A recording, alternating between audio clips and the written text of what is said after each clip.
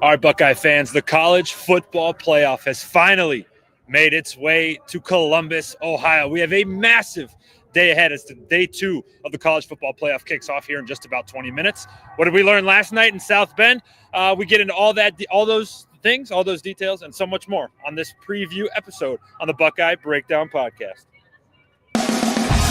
We've got the whole crew together as we cover Ohio State with our instant analysis from Ohio State. There's something that doesn't feel right. Unbelievable effort from him today. Is E.J. Liddell going to crack the first team All-Big Ten? I think he can be the guy. I'm not trying to start a quarterback controversy. He seems to have the durability. He certainly has the toughness. This is the question on a lot of people's minds here. Welcome to Buckeye Breakdown. And welcome in, Buckeye fans, to another episode of the Buckeye Breakdown Podcast. Anthony Moeglin here, outside of the Horseshow and about 100 yards away from the college game day set. And let me tell you what, I'm so excited for what this day has to offer, what tonight has to offer inside those walls.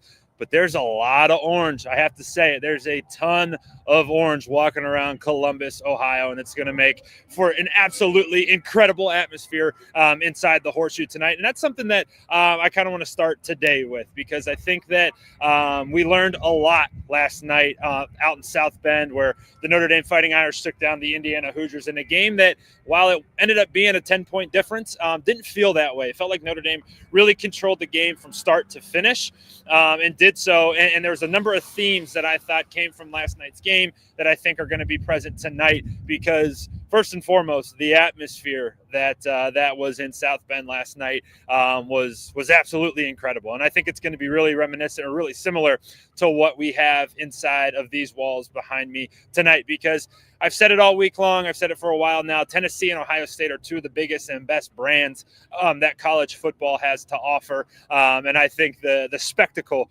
that will be tonight is going to be really off the charts here. And as we're about 15 minutes away from kickoff out in Happy Valley, I wanted to just bring a quick little live show, a quick little preview here, and kind of whip it around the three games that are going to happen today. Obviously, starting in Penn State here, where the Penn State Nittany Lions are going to take on the Mustangs from Southern Methodist University. And I've kind of tried to play outside of the narrative that the weather is going to be a big factor, but I'll tell you what, it is really, really cold. I don't know if you can see my breath here, or if you can hear me kind of shaking a little bit, because while it isn't windy like it was 3 weeks ago against Michigan, it is very, very cold. And I do think not only is that going to play a factor here in Columbus, but I certainly think that in Happy Valley here in a few minutes, that's going to play a major role. And as it sits right now, Penn State is looking to be somewhere between 8 and 9 point favorites, depending on where you get your information from. So it's definitely has a feel that it's going to be a potentially two not so match. Two teams that don't match up really well.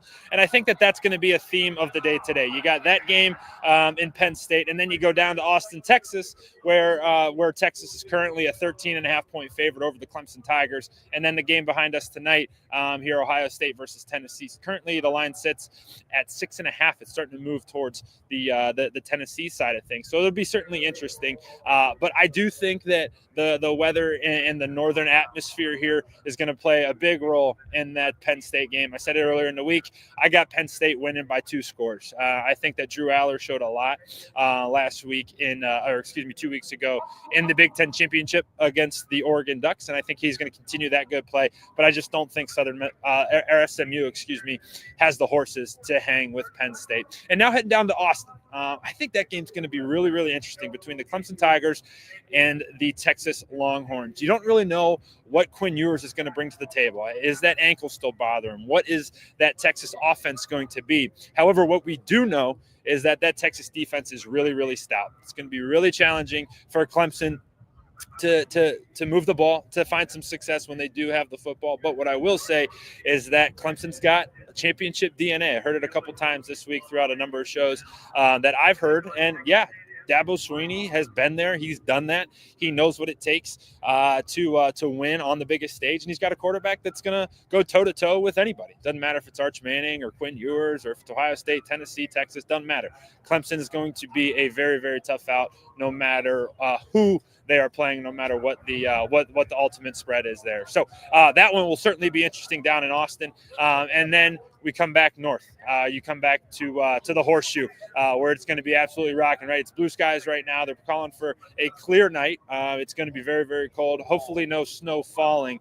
But if we do get a little snow globe feel, that nobody would be upset about it. And I think the first thing is that I'm going to have my eye on is how many volunteer fans are going to be there. From the looks of it, there's a fair amount. And if you were on Twitter this week or on social media, you know that a bunch of tickets made their way down south. So we'll see if the volunteers are going to take over the shoe.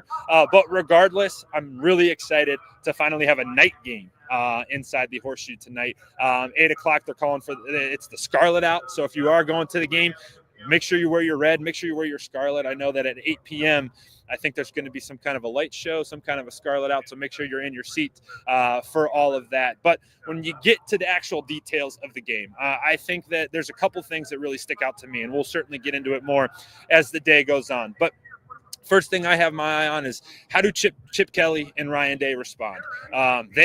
I think, in my opinion, I've said it a bunch of times, they cost Ohio State a chance at the Big Ten championship, a chance to be not playing today, to have a bye week, because they approached that Michigan game a few weeks back in a really stubborn way and tried to win a game that wasn't called for. So how do they respond? And Chip Kelly even said it a couple times that he didn't put his players in positions to be successful. And you can't do that as the offensive coordinator. So what is he going to do today?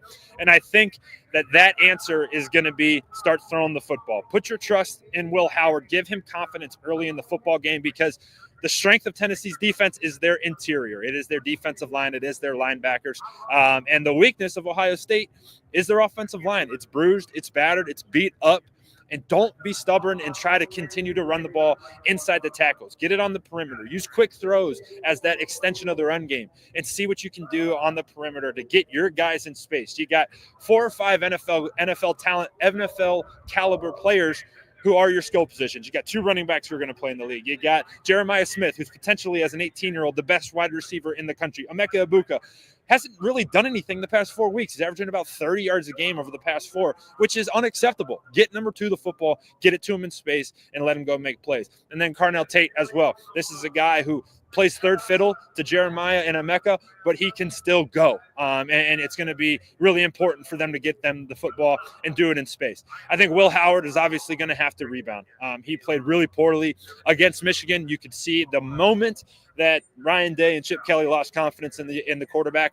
You can see that. You could point it out right exactly when it happened, when he threw that bad red zone interception, and then everything just kind of went downhill from there. So Will Howard, wash everything, get it away from you. And be prepared to play in a big environment tonight.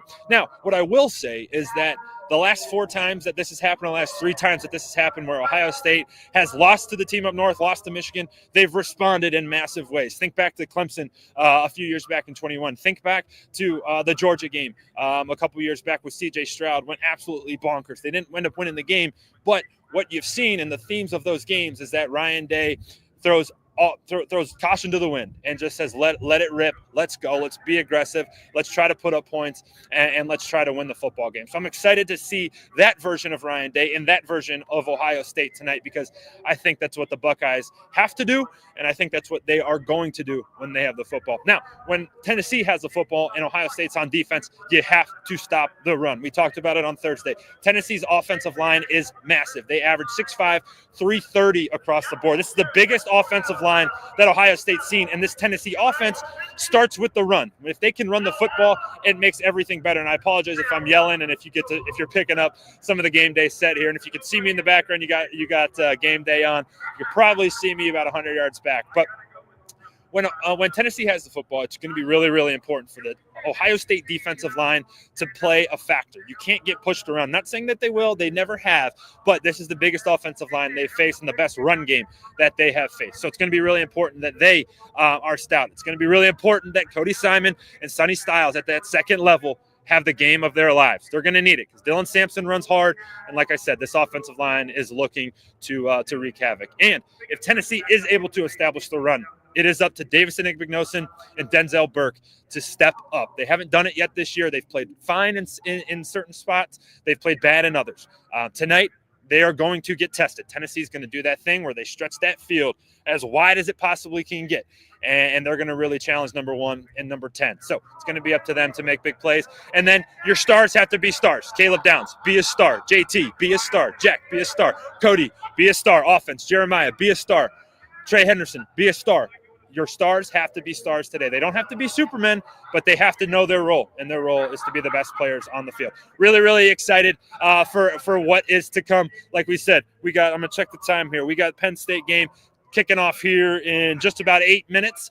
So make sure you get your bets in. Make sure you get your whatever beverage you're drinking, whatever food you got. Make sure it's all ready to go because you got you got Penn State at noon. You got the Chiefs and the Texans at 1 o'clock. Don't forget about the NFL games. Chiefs, Texans at 1 o'clock.